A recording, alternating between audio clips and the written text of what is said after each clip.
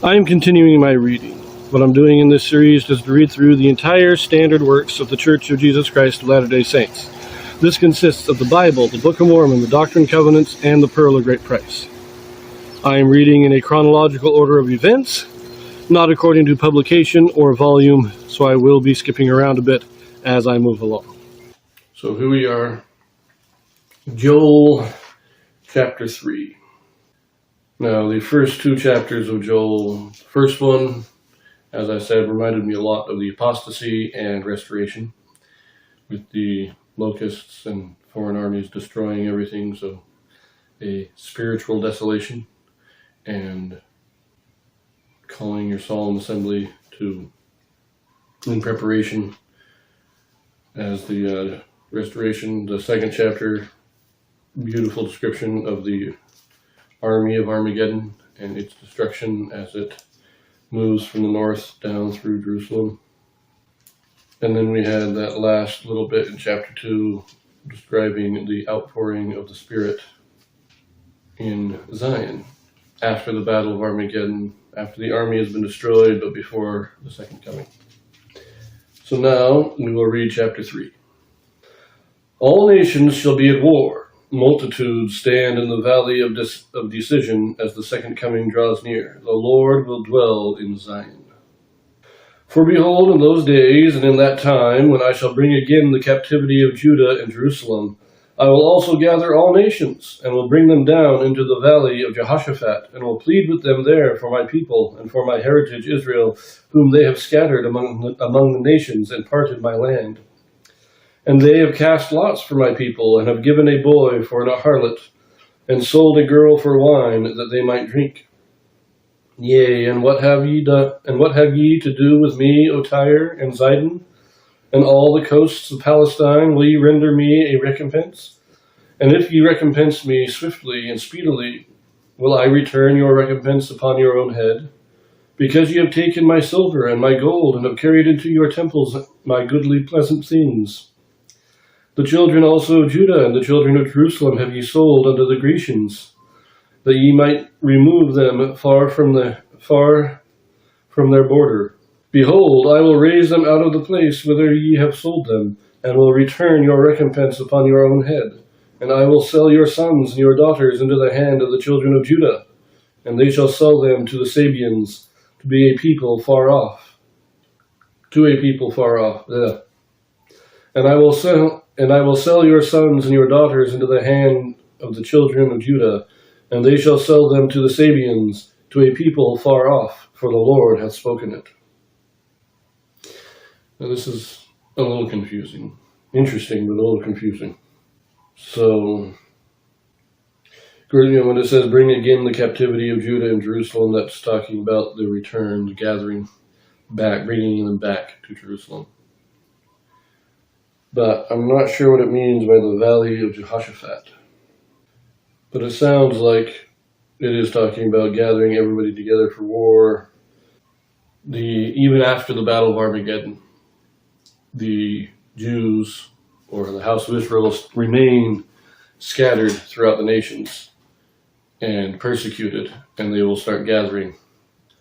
And because the nations still persecute them, the Lord will turn his hand against the nations. And it just seems like a lot of devastation, a lot of economic troubles, various things going on because of this conflict, this continuing conflict. Anyways, verse 9. Proclaim ye this among the Gentiles, prepare war, wake up the mighty men, let all the men of war draw near, let them come up. Beat your plowshares into swords, and your pruning hooks into spears. Let the weak say, I am strong. Assemble yourselves, and come all ye heathens, and gather yourselves together round about. Thither cause thy mighty ones to come down, O Lord. Let the heathen be wakened, and come up to the valley of Jehoshaphat, for there will I sit to judge all the heathen round about. Put ye in the sickle, for the harvest is ripe. Come, get you down, for the press is full. The fats overflow, for their wickedness is great. Multitudes in valley of decision, for the day of the Lord is near in the valley of decision. The sun and the moon shall be darkened, and the stars shall withdraw their shining. The Lord also shall roar out of Zion, and utter his voice from Jerusalem. And the heavens and the earth shall shake. But the Lord will be the hope of his people, and the strength of the children of Israel. So shall ye know that I am the Lord your God, dwelling in Zion, my holy mountain. Then shall Jerusalem be holy, and there shall be no strangers pass through her any more. Interesting. Again, this is definitely war poured out here. Everybody get ready for war, but the Lord, Zion will have risen up. Zion will be the safe haven in America and Jerusalem, the two places, because God will have already delivered Jerusalem from the army of Armageddon. So Jerusalem and Zion will be your two refuge in the final battles, as the rest of the world continues to collapse into endless war. And I like this because we'll read later in Isaiah and Micah that saying, they will beat their swords into plowshares and their spears into pruning hooks. But here, Joel is saying, beat your plowshares into swords and your pruning hooks into spears. It gives us the opposite. At the beginning here, there will be no peace. There will be no occupation of peace. There will be nobody, no harvest, no farmers.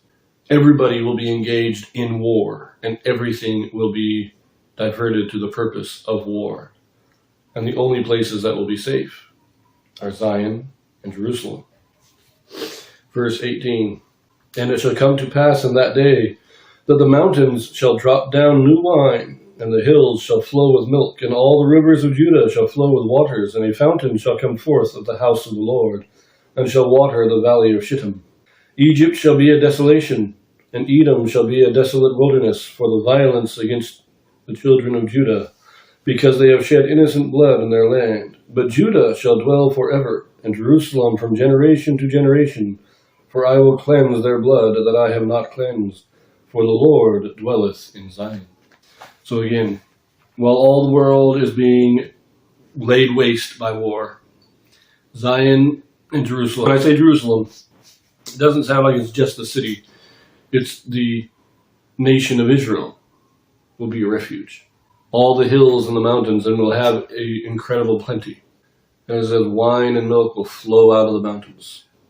And just we'll later read about this in Ezekiel again, but he talks about a fountain flowing out from the temple and healing the land.